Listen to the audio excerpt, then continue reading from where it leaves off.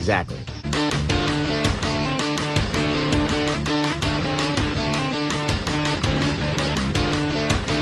Well, I just finished a book called Kremlin's Noose by Amy Knight.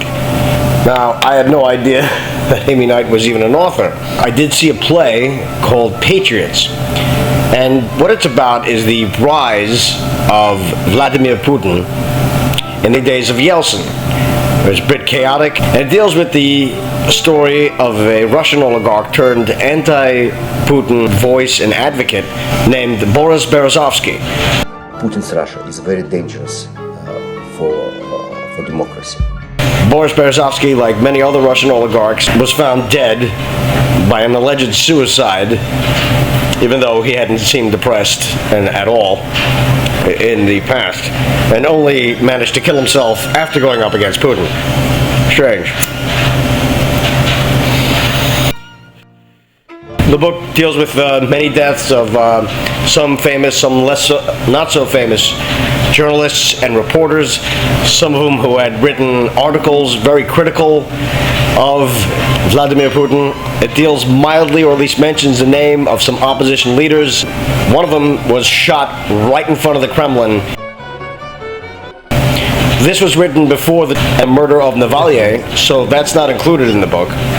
And Berezovsky, who originally put Putin in power after Yeltsin had to step down due to illness, is a core feature and a center figure in how actually Putin got his way, even got to where he was, even though later Berezovsky was double-crossed by Putin, who was, shall we say, fucked multiple times. One by his business partner, where back in the now post-Soviet era, many business deals were done by handshake.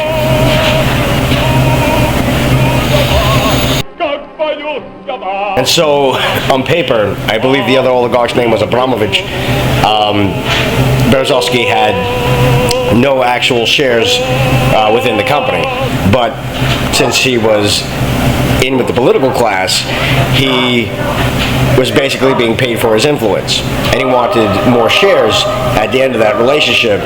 And Abramovich, of course, said, well, there's nothing on paper, and it says that I own the whole thing, so I'm taking the whole thing. He also admitted to giving a lot of money to many of the Ukraine uprisings.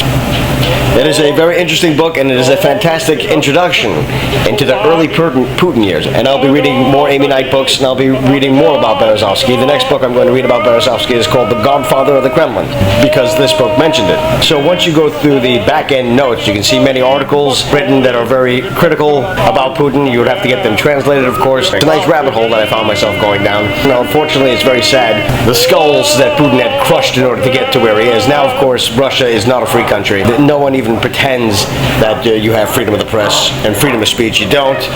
And it's a very cold, dark, poor place that's in a war that's not sure why it's even there. Putin owns all the television stations, and the propaganda mill just keeps spewing it out as if this is some kind of national emergency. It didn't go the way he thought it would, as it did in Georgia, a quick two-step in and out of the place, no problem. Ukrainians apparently put up a fight, and that is something he miscalculated. But this is a fine introduction into the early days of Putin. You should read it.